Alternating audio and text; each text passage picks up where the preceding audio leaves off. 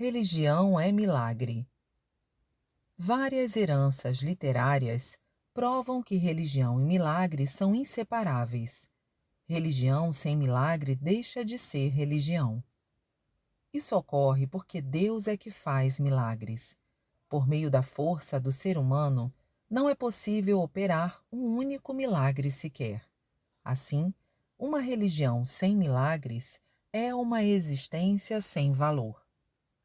Podemos dizer que, por mais que a forma seja religiosa, ela perdeu seu valor como religião. É natural que, quanto mais elevada é a religião, maior é o número de milagres que apresenta. Milagre, em outras palavras, significa o aparecimento de graças inesperadas. Estas despertam um sentimento religioso no fundo do coração da pessoa que ingressa na fé e se salva da infelicidade. Não seria essa a verdadeira religião? É desnecessário dizer que um único fato vale por 1000 argumentos. Embora se diga que a situação que vivemos atualmente seja uma consequência da derrota da Segunda Guerra Mundial, é muito preocupante o aumento do mal social, em especial o fato de a camada jovem, sustentáculo do futuro do país, encontrar-se totalmente confusa, tomada por ideologias nocivas. Se buscarmos a causa, veremos que ela resulta da educação que tem o pensamento materialista como regra de ouro. Enquanto não despertarmos dessa falácia, não há como solucionar a questão. Então, o que fazer para derrotar o pensamento materialista? É preciso avivar o sentimento religioso no ser humano. Para isso, como sempre pregamos, o fundamental é fazer reconhecer a existência invisível de Deus. E o milagre é o único meio para tal. Milagre é tornar possível aquilo que se considera impossível realizar pela ação do ser humano. Quando ocorrem, diante dos olhos, fatos que não podem, de forma alguma, ser compreendidos por meio de teorias, é natural que toda e qualquer dúvida se dissipe de uma só vez. Portanto, como o título sugere, podemos dizer que religião é milagre e milagre é religião. Assim, se não fizermos reconhecer a existência de Deus por meio do milagre e não cultivarmos o espiritualismo, será impossível alcançar os resultados almejados quanto à construção de um Japão pacífico e à exclusão do mal social. Na história da humanidade, não se conhece nenhuma religião que tenha apresentado tantos milagres como a nossa. Neste sentido, o objetivo da nossa religião, nesta época de grande transição, é, pelo sopro do milagre, despertar as almas adormecidas deste mundo, o qual perdeu a consciência espiritualista. Deus, Todo-Poderoso, pelas mãos de Kanzeon Bosatsu, também conhecido como Komyo Nyorai, vem utilizando sua força de maneira livre e desimpedida, manifestando os mais variados e incontáveis milagres. Dessa forma, ele vem realizando a grande obra de salvação por meio da nossa religião. Por Meishu Sama, em 11 de junho de 1949.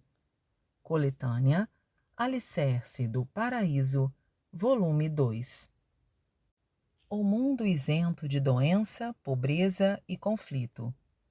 Qualquer pessoa dirá que um mundo sem doença, pobreza e conflito é simplesmente uma utopia, não podendo existir. No entanto, nosso movimento não hesita em acreditar nessa possibilidade. Em que se fundamenta a eliminação desses três males? Na extinção da doença. Suponhamos que uma pessoa adoeça. As despesas advindas da enfermidade e o prejuízo que ela tem por não poder trabalhar vão se acumulando com o prolongamento da enfermidade e normalmente terminam consumindo os bens da família. As economias obtidas com sacrifício ao longo dos anos acabam por se esgotar e a pessoa toma emprestado o que for possível, junto a parentes e amigos. Assim, nada mais resta do ambiente alegre, harmonioso e estável de tempos passados. Não são poucos os exemplos como esses na vida real, em que muitas famílias se veem na mais triste situação, sofrendo em virtude da doença e dos problemas financeiros. Quando uma pessoa está gravemente enferma, a família termina arcando com ilimitadas responsabilidades. Ela causa transtorno e prejuízo de grandes ou pequenas proporções a parentes, a amigos e, dependendo das circunstâncias, até a firma onde trabalha. As consequências da doença são desastrosas, pois o sofrimento atinge não só o próprio doente, como também vários de seus familiares e até estranhos. Se 2 ou 3 pessoas ficarem doentes consecutivamente e vierem a morrer, mesmo que se trate de uma família de muitos bens, ela se verá obrigada a mudar-se para cortiços e outros lugares menos favorecidos, como provam inúmeros exemplos. As pessoas guardam dinheiro levadas por 2 razões. Uma é a vontade de enriquecer, a outra, se precaver para a eventualidade de despesas médico-hospitalares em caso de doença.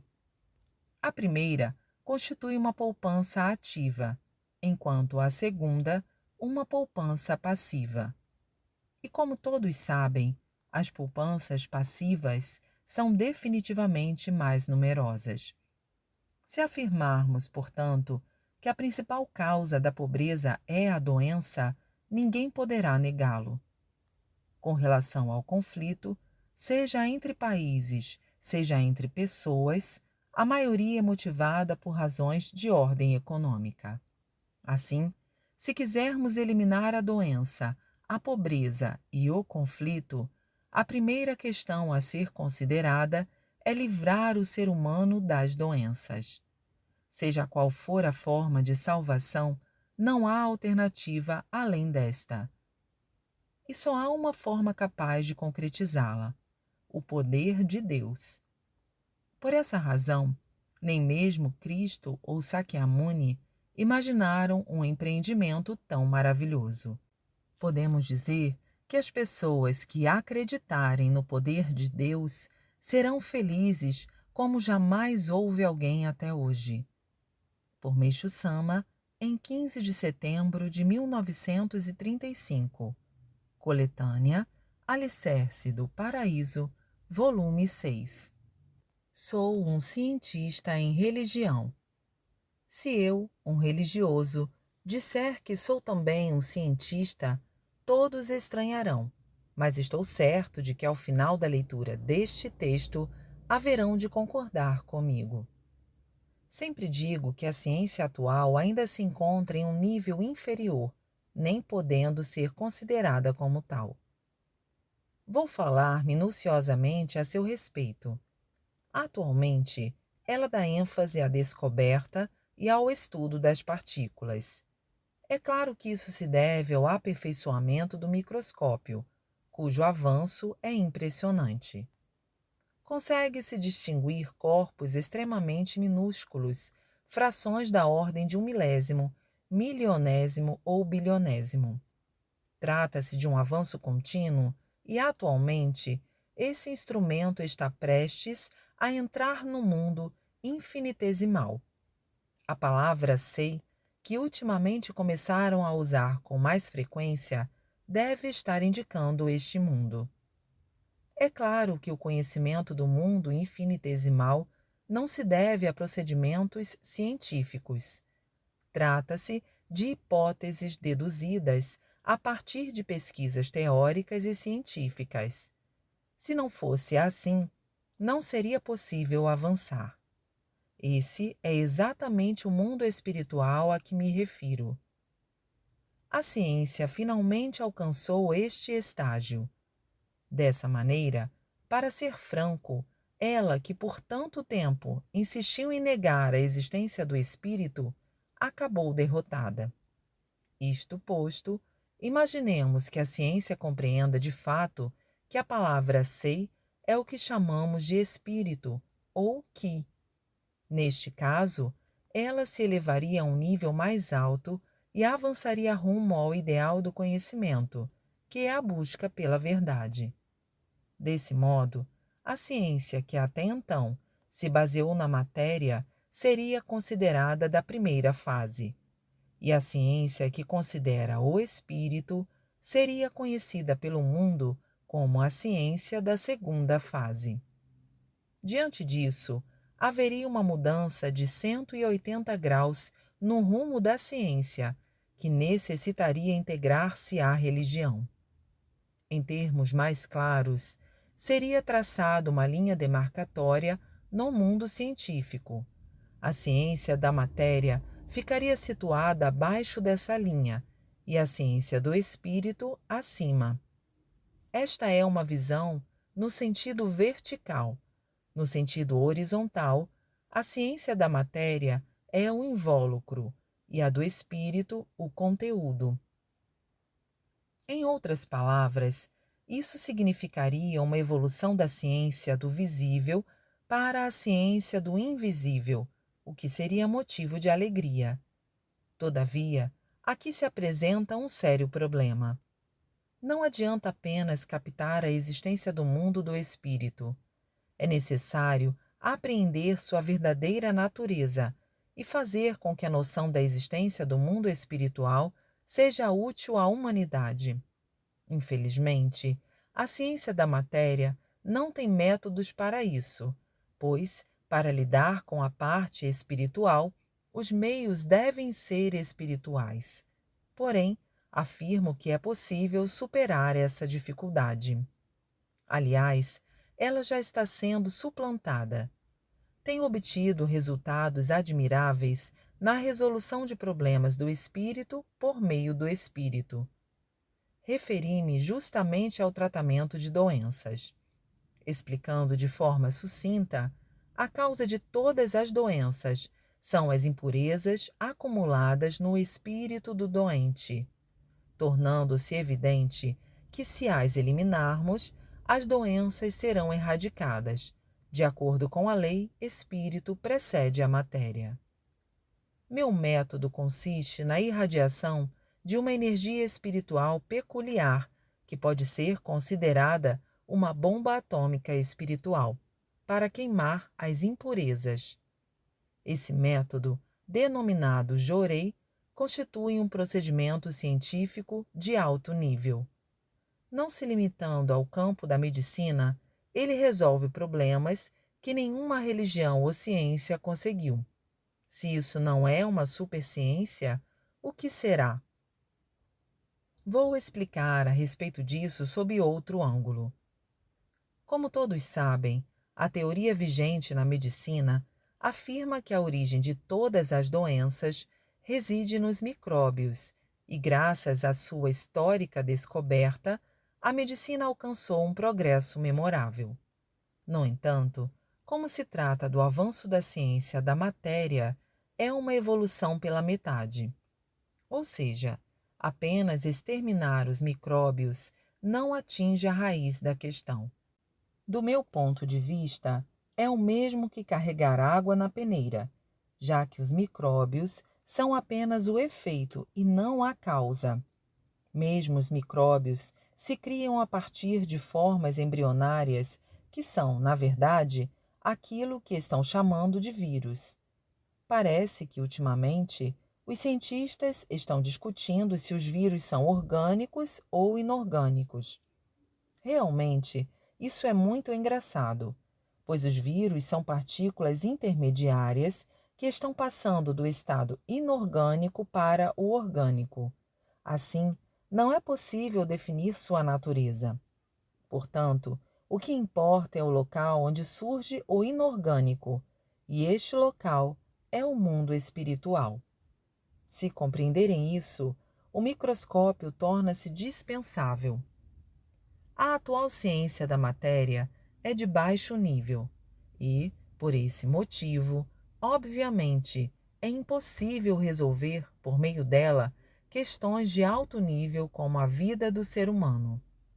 Isso se torna claro ao observarmos que doenças graves, consideradas incuráveis pela medicina, estão sendo facilmente curadas por meio do jorei. Pode-se dizer que a ciência do espírito é a essência da ciência da matéria. Farei uma análise profunda do mundo espiritual. Sua verdadeira natureza é constituída pela essência do Sol, da Lua e da Terra, que na ciência correspondem respectivamente ao oxigênio, ao hidrogênio e ao nitrogênio. Para nós, isso significa a junção dos elementos fogo, água e terra. A terra é a essência da matéria, o Sol, a essência do espírito, e a Lua, a essência do ar. O Sol e a Lua controlam a atmosfera que preenche o espaço terrestre. Embora o elemento fogo seja o mais forte, não foi possível detectá-lo por meio da ciência da matéria, por ele ser extremamente rarefeito. Até agora, conheciam-se apenas suas propriedades de luz e de calor. Porém, sua verdadeira essência, como energia espiritual, permanecera desconhecida. Assim, a ciência tomou como objeto de estudo apenas os elementos água e terra, e por esse motivo, a cultura atual está baseada nesses dois, o que consiste na maior falha da civilização atual. Agora, vou me referir a uma grande mudança que ocorrerá no mundo. Conforme já explicamos, ele é constituído pelos elementos do Sol, da Lua e da Terra. A distinção entre o dia e a noite é decorrente da alternância do Sol e da Lua, mas isso é um fenômeno visto pelo aspecto material. Acontece que, pelo aspecto espiritual, também existem dia e noite. Evidentemente, através da ciência da matéria, não se consegue compreender isso, mas, por meio da ciência do espírito, é perfeitamente possível. A mudança a que me refiro é a grande e surpreendente transição do mundo, que se iniciará a partir de agora. Será uma transformação histórica, que, para ser entendida, necessitará da ampliação de nossa noção sobre o dia e a noite. Ou seja, devemos saber que no mundo espiritual, a alternância entre o dia e a noite se sucede em períodos de dezenas, centenas, milhares, dezenas de milhares de anos e assim por diante. Da mesma forma que o globo terrestre é formado pelos três elementos, fogo, água e terra, tudo no universo se fundamenta no número 3. E isso constitui uma lei imutável. Mesmo a alternância entre a era do dia e a da noite se dá nos períodos de 3, 30, 300 e 3.000 anos. É evidente que, dependendo da natureza e da dimensão das coisas, a projeção do espírito para a matéria dá-se com maior ou menor rapidez. Mas, fundamentalmente, o movimento se dá com precisão. Surpreendentemente, o tempo de mudança de 3.000 anos é o momento atual, e estamos agora diante desse alvorecer. Já me referi a isso anteriormente, e até a data estava definida. Foi a partir de 15 de junho de 1931 que o mundo se tornou dia. Contudo, essa mudança do mundo espiritual gradualmente será projetada no mundo material até certa época. No devido tempo, ela se tornará evidente. Gostaria de dar uma explicação mais profunda, mas vou abreviá-la, porque teria de entrar no campo da religião. Entretanto, gostaria que confiassem no que estou dizendo, pois se trata de uma verdade absoluta. O fato de um mundo espiritual se tornar dia significa que há uma intensificação do elemento fogo. Apesar de ser uma mudança gradativa, já se está projetando no mundo material. Assim, o mundo em que o elemento água predominava sobre o elemento fogo tornar-se-á o mundo em que o elemento fogo predomina sobre o elemento água. Por intermédio da ciência da matéria, não se pode perceber tal fenômeno, mas aqueles que conseguiram alcançar a iluminação espiritual conseguem percebê-lo plenamente. Com essa mudança, todos os problemas para os quais não se encontrava solução serão resolvidos de forma clara e precisa. Com base no que acabo de expor, vou elevar o nível da ciência atual e criar a verdadeira civilização. Por Meixo Sama, em 7 de abril de 1954. Coletânea Alicerce do Paraíso, volume 1. Uma consideração sobre o paraíso terrestre. O paraíso terrestre a que costumamos nos referir é, em termos mais claros, o mundo do belo. Em relação ao ser humano, é o belo dos sentimentos, ou seja, a beleza interior. Naturalmente, tanto suas palavras quanto seu comportamento devem ser belos. Isso vem a ser o belo individual e de sua expansão nasce o belo social, isto é, o relacionamento entre as pessoas se torna harmonioso. As casas, as ruas, os meios de transporte e as praças públicas se tornam ainda mais belos. É natural que a limpeza acompanhe o belo. Portanto, em uma escala maior, tanto a política como a educação e as relações econômicas devem tornar-se belas e transparentes, da mesma forma que as relações diplomáticas entre os países. Pensando desse modo, podemos perceber o grau de fealdade da sociedade contemporânea. O belo é por demais escasso, principalmente nas classes sociais mais baixas. A causa reside no fato de serem extremamente desfavorecidas economicamente. Ademais, isso gera a decadência da educação e a precariedade das instituições sociais. Daí nasce a intranquilidade social. Gostaria de falar em especial sobre as diversões. Nesse campo, o belo precisa ser muito mais estimulado, pois a consciência do belo é o que há de mais útil para a melhora dos sentimentos humanos. Por esse motivo, sempre incentivamos a arte. Nem é preciso mencionar o quanto a arte vulgar e imoral da época atual está degradando o sentimento humano. Dessa maneira, o poder econômico é o fator essencial para a criação do mundo do belo. Não poderemos sequer sonhar em concretizar esse mundo enquanto a população permanecer na pobreza. Como devemos proceder para fortalecer o poder econômico? O povo deve trabalhar com afinco, visando ao aumento da capacidade de produção. A condição básica, para tanto, é sem dúvida a saúde de cada indivíduo. E a saúde é o principal foco da nossa religião, o que se torna evidente pelo grande número de pessoas perfeitamente saudáveis que estamos formando, por meio do inigualável poder de cura de doenças por nós manifestado.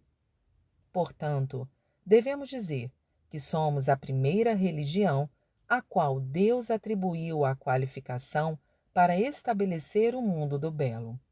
Concretizá-lo é uma questão de tempo. Para se certificarem dessa verdade, basta observar atentamente a atuação de nossa religião daqui em diante. Por Meixo Sama, em 3 de junho de 1950. Coletânea Alicerce do Paraíso, volume 5. Religião que revela Deus. Na sociedade, quando se fala sobre fé às pessoas que não têm religião, é comum elas reagirem negando a existência das divindades e pedindo que provemos tal existência com toda a clareza. Assumem uma atitude pretensamente culta, dizendo não poder perder tempo com superstições. Essa tendência é notadamente acentuada entre as pessoas da classe intelectual. Todavia, não podemos criticá-las, porque elas têm suas razões. Sua postura explica-se pelo fato de que muitas das religiões são anticientíficas, sendo raras as que não cheiram à superstição. Muitas não conseguem dar provas claras da existência de Deus, deixando o assunto na obscuridade. Portanto, não é de se estranhar que haja tantas pessoas que não mostrem interesse pela questão da fé. No entanto, nossa religião mostra claramente a quem quer que seja que Deus existe. Todos os que entram em contato com ela sentem-se maravilhados ante a constatação da existência de Deus. A melhor prova está nos inúmeros relatos de milagres e graças alcançados pelos nossos fiéis. Infelizmente, são pouquíssimas as pessoas que creem por meio da simples leitura ou explanação oral desses relatos. A maioria acha-se impedida de aceitar os fatos como realmente são, porque nos analisam sob uma ótica embasada em crenças de nível inferior. Em parte, isso se entende, mas, para religiões como a nossa, não deixa de ser lamentável. Costumo afirmar que nós não somos uma simples religião, e sim uma ultra-religião, uma grandiosa obra de salvação. Muitos de nossos fiéis dizem que, quando leram nossas publicações pela primeira vez, não conseguiram crer integralmente nelas, achando-as muito diferentes, não só dos ensinamentos de outras igrejas, como também das teorias científicas. Considerando que nenhuma experiência é perdida, eles começaram a receber Jorei cheios de desconfiança, perplexos com o fato de ele consistir apenas no levantar das mãos, pensaram em desistir, julgando impossível obter, por meio de um ato de tamanha simplicidade, curas que não se obtêm nem mesmo pela tão avançada medicina atual. Entretanto, para sua surpresa, sentindo-se mais dispostos no dia seguinte, optaram por persistir um pouco mais e melhoraram rapidamente. Assim, eles ficaram mais impressionados do que felizes. Este é o testemunho unânime dos que relatam suas experiências. É justamente porque nossa religião evidencia extraordinárias graças recebidas nesta vida que os intelectuais cometem um engano, chamando a isso de superstição. Essa atitude não deixa de ser um grande obstáculo. Contudo, existem aqueles que pensam corretamente e se tornam felizes por ingressarem na nossa fé, aceitando plenamente a realidade evidenciada. Tanto os mais intransigentes como os mais devotados à ciência acabam se dando por vencidos diante das provas da existência de Deus apresentadas pela nossa religião através de inúmeros milagres nunca antes manifestados. Por Meishu Sama, em 9 de janeiro de 1952. Coletânea Alicerce do Paraíso, volume 1. Poema 164. A virtude ostensiva não é a verdadeira virtude. A virtude oculta, sim, comunica-se com Deus. Interlocutor. Fala-se sobre o acúmulo de virtudes e sobre pessoas virtuosas. Mas o que vem a ser a virtude? E o que significa acumular virtudes ocultas? Meishu Sama. Praticar ações úteis ao próximo e ao mundo torna-se virtude. Chamamos de acúmulo de virtudes o fato de praticar muitos atos dessa natureza. E para isso, o melhor é ministrar jorei e conduzir pessoas à fé. Dar esmolas e fazer caridade é temporário, não é duradouro. Por esse motivo, não há forma melhor de acumular virtudes do que ingressar em uma fé que continuamente salva pessoas. Aquele que soma virtudes receberá a gratidão de um grande número de pessoas. A luz proveniente da gratidão alimenta e expande o espírito. Numa oração shintoísta se diz: Mitama no Fuyu o Sakirae Tamae. Multiplicai a felicidade da alma. Fuyu significa multiplicar e aumentar. Com a expansão do espírito, sua luz se intensifica e, consequentemente, ele sobe de nível nas camadas do mundo espiritual. Ao mesmo tempo, a felicidade e as boas coisas aumentam. A virtude oculta é a prática de boas ações sem que outras pessoas o saibam. Geralmente, nos templos shintoístas, existem tabuletas onde se coloca o valor das contribuições. Aquilo que se torna público é virtude ostensiva. Quando o fato é do conhecimento das pessoas, isso por si só já é a recompensa. Todavia, quando as pessoas não sabem quem fez a ação, Deus é quem concede a recompensa. Assim, embora seja a mesma virtude, a oculta é bem melhor. Contudo, o ser humano não se satisfaz se não estiver em evidência. Devemos praticar boas ações, fazendo o possível para que elas não sejam do conhecimento das pessoas.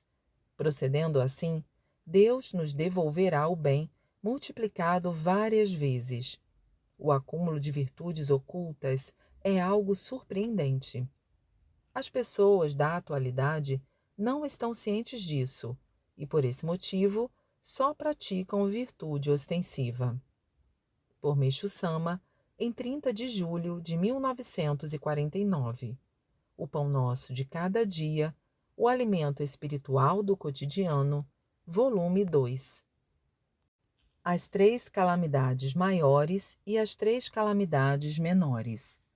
No Japão, desde eras remotas, ouve-se falar das três calamidades maiores causadas pelo vento, água e fogo, e das três calamidades menores, que são a fome, a doença e a guerra. Vou explicar o significado fundamental dessas calamidades. As tempestades e as inundações são ações purificadoras do espaço entre o céu e a terra. E por que elas ocorrem? Porque no mundo espiritual se acumulam nuvens espirituais, ou seja, impurezas invisíveis. Dissipá-las pela força do vento e lavá-las com a água da chuva é a finalidade da tempestade. Sendo assim, o que são essas nuvens espirituais e de que forma se acumulam? As nuvens espirituais se formam a partir do sônen e do espírito da palavra do ser humano. Em outros termos, o sônen que pertence ao mal, como insatisfação, ódio, insulto, inveja, ira, mentira, desejo de vingança, apego, etc., nubla o mundo espiritual. Vejamos agora as palavras. As queixas em relação à natureza, como, por exemplo, o mau tempo, o clima e a safra ruim, críticas e ataques verbais às pessoas, gritos e vaias, mentiras e intrigas, repreensões, lamúria e outras expressões desse tipo têm origem no mal e nublam o mundo do espírito da palavra, que se posiciona logo após o mundo do sônen. Quando a quantidade acumulada desses diversos tipos de nuvens espirituais ultrapassa certo limite, surge um tipo de toxina que causa distúrbio à vida humana. Por esse motivo, ocorre a purificação natural. Esta é a lei do céu e da terra. Como já disse, as nuvens do mundo espiritual, ao mesmo tempo que influenciam a saúde humana, afetam a vegetação e, em especial, os produtos agrícolas, tornando-se a causa da má colheita e do alarmante aparecimento de pragas na lavoura. É esse o motivo pelo qual, atualmente, estão surgindo insetos nocivos que secam pinheiros e cedros em todas as regiões do Japão. Portanto, sem que haja uma significativa elevação espiritual do ser humano, será difícil evitar essas ocorrências. Em outras palavras, os erros cometidos pelos próprios japoneses é que estão provocando a morte dos pinheiros e dos cedros do país. Por essa razão, é preciso estar atento ao sonen e ao kototama do ser humano. Todos sabem que, da mesma forma das catástrofes provocadas por elementos da natureza, as calamidades causadas por influência do ser humano também são terríveis. Principalmente a guerra, que é a que traz maiores danos aos homens. Vou apresentar uma tese inusitada sobre as causas da guerra. Por ela ser surpreendente, gostaria que os leitores a lessem com toda a atenção. A guerra é, evidentemente, uma luta coletiva e, até hoje, a humanidade tem demonstrado mais propensão ao conflito do que à paz. Observando atentamente, veremos que os conflitos ocorrem em âmbito nacional e internacional, em todos os campos da atividade humana. Nas repartições públicas, nas firmas, nas associações, enfim, em qualquer agrupamento de indivíduos, sempre há lutas ininterruptas nos bastidores, e as pessoas vivem se criticando e se discriminando. Observando ainda disputas de concorrentes comerciais, conflitos entre casais, irmãos, pais e filhos, amigos, etc., realmente o ser humano gosta muito de desavenças. Notamos com frequência que ocorrem atritos até mesmo no interior de trens e ônibus, na rua, entre os transeuntes, etc. Observa-se assim o quanto o conflito está presente na vida humana. Vou explicar o motivo da natureza belicosa do ser humano. As pessoas possuem toxinas de diferentes tipos, sejam elas congênitas ou adquiridas. É comum dizer que essas toxinas se concentram nos locais em que os nervos são mais ativos. De acordo com minha tese, esses locais estão acima do pescoço. Enquanto se está acordado, mesmo que os braços e as pernas não estejam sendo utilizados, o cérebro, os olhos, o nariz, a boca e os ouvidos estão em constante atividade. É natural, portanto, que as toxinas se reúnam nas proximidades desses órgãos. Esta é também a causa do enrijecimento da região do pescoço e dos ombros, de que muitos se queixam. As toxinas acumuladas com o passar do tempo vão se solidificando em nódulos, e quando esse processo atinge certo estágio, surge a ação contrária, isto é, a dissolução e a eliminação, que nós chamamos de ação purificadora. Nessa ocasião, a febre surge infalivelmente para dissolver o nódulo e torná-lo líquido, e assim facilitar a eliminação das toxinas. Essa purificação natural é a gripe, e as excreções como escarro, coriza, suor, etc., demonstram isso. Por outro lado, a maioria das pessoas, apesar de aparentar estar em condições normais, encontra-se sob a ação purificadora de um constante resfriado, extremamente leve. Por ser essa purificação praticamente imperceptível, as pessoas se sentem saudáveis. Entretanto, elas não sabem o que é ser verdadeiramente são. Isso porque, caso se submetam a um exame minucioso, será constatada infalivelmente a existência de binetsu em toda a cabeça, estendendo-se aos ombros. Entre outros sintomas, inevitavelmente, a pessoa apresenta a sensação de peso na cabeça, cefaleia, secreção ocular, coriza, zumbido no ouvido, periodontite e enrijecimento do pescoço e dos ombros. Devido a isso, sempre apresenta certa indisposição, a qual constitui um problema, pois provoca a ira, que resulta em conflito, o qual culmina em guerra. Assim, não há outro meio de extinguir a natureza belicosa do ser humano a não ser o de eliminar a indisposição. Eis porque, em uma mesma situação, se a pessoa está bem disposta, ela nem se incomoda ao ouvir coisas desagradáveis. Mas, se ela está indisposta, não consegue conter a ira. Creio que a maioria já passou por essa experiência. Vou apresentar a seguir alguns exemplos. Frequentemente vemos bebês que choram demais. Geralmente se diz que eles estão com cólica ou são nervosos. Examinando-os com atenção, sempre se constata binetsu na cabeça e na região dos ombros. Embora se trate de bebês, muitos têm os ombros rijos. Em tais casos, com a administração de jorei, as toxinas diminuirão e, consequentemente, cessará a febre e eles deixarão de chorar com frequência. Com as crianças desobedientes e com as que se irritam facilmente, a causa é a mesma. Isso também se resolve por meio do jorei. Elas se tornam obedientes e passam a detestar o conflito.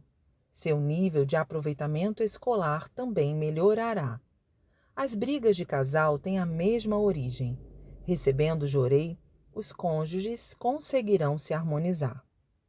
Como vimos, a causa fundamental do conflito é a indisposição ocasionada pela febre purificadora das toxinas solidificadas na cabeça, bem como na região do pescoço e dos ombros. Por conseguinte, o único meio para acabar com o conflito é curar por completo essa indisposição. Então, não será exagero afirmar que no mundo inteiro o jorei da nossa religião é o único, inigualável e absoluto método de eliminação radical do conflito. Isso não se limita à guerra, pois todos os problemas que hoje constituem motivo de sofrimento, como ideologias destrutivas, ideologias que incitam o conflito entre as classes sociais, etc., também se originam da insatisfação e das queixas provenientes da indisposição das pessoas. Muitos, para fugirem dela, inconscientemente procuram estímulos fortes, e isso resulta em consumo excessivo de bebida alcoólica, em luxúria, em preguiça, em brigas e outros, que fatalmente acabam ocasionando crimes. Tirando proveito dessa realidade, os ambiciosos materialistas de cada época estimulam a insatisfação, incitam revoluções sociais nocivas e provocam guerras. Consequentemente, para se estabelecer a paz eterna sobre a terra, antes de mais nada, deve-se erradicar a indisposição e aumentar o vigor e a disposição de cada indivíduo. Não há dúvida de que, assim, o ser humano abominará o conflito e amará a paz. Saibam todos que nossa religião é que tem força para esclarecer o princípio aqui exposto e demonstrar resultados concretos. Por Meixo Sama, em 13 de agosto de 1949. Coletânea Alicerce do Paraíso, volume 2. Paraíso terrestre. Quão agradável sensação nos traz a expressão paraíso terrestre. Além dela, não há nenhuma outra que inspire mais luz e esperança. No entanto, a maioria das pessoas considera o paraíso terrestre uma utopia, algo sem qualquer possibilidade de realização.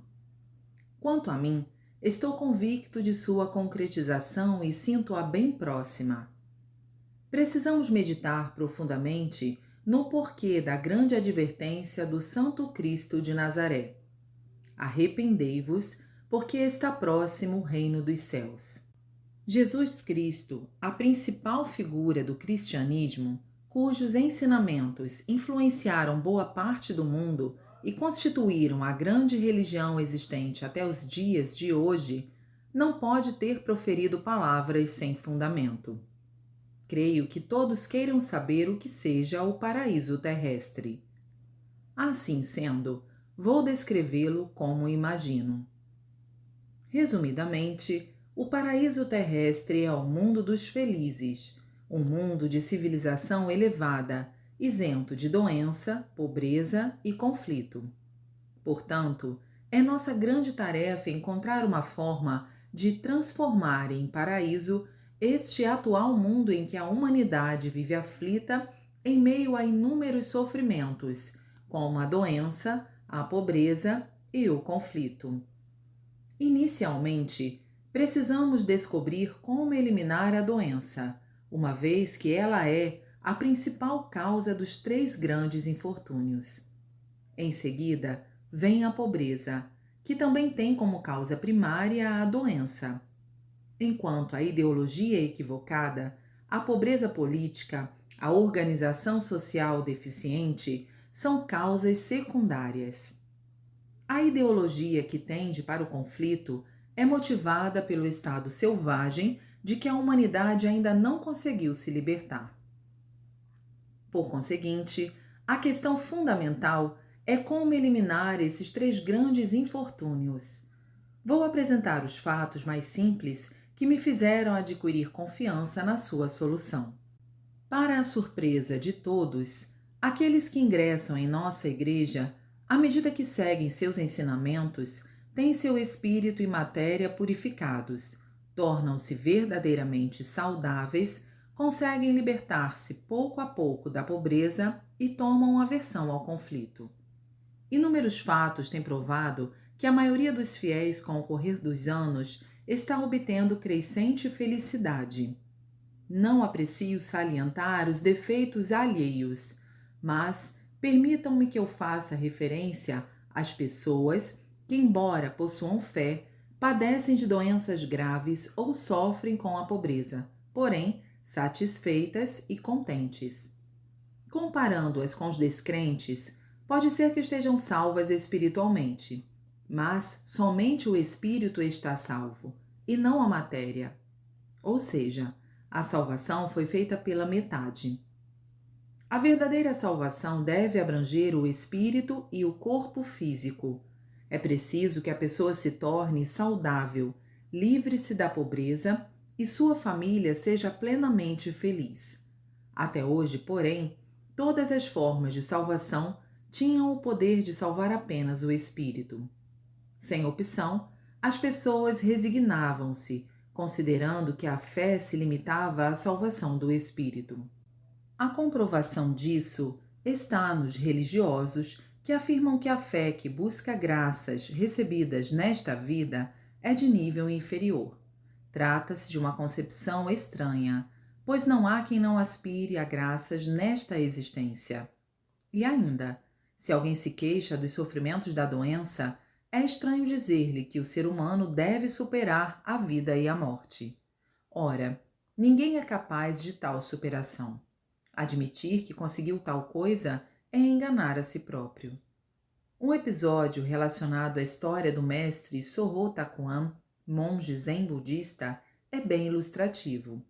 Quando ele estava à beira da morte, cercado de pessoas, alguém lhe solicitou que redigisse suas últimas palavras. Deram-lhe papel e pincel e Takuan escreveu: "Não quero morrer", imaginando algum engano, pois julgavam que um mestre tão notável não escreveria tal coisa, entregaram-lhe novamente o pincel e o papel. E o célebre monge desta vez escreveu: "Não quero morrer de jeito nenhum". Acho realmente admirável e nobre sua atitude, pois, em igual circunstância, seria presumível escrever algo como: "Vida e morte, por que me preocupar?".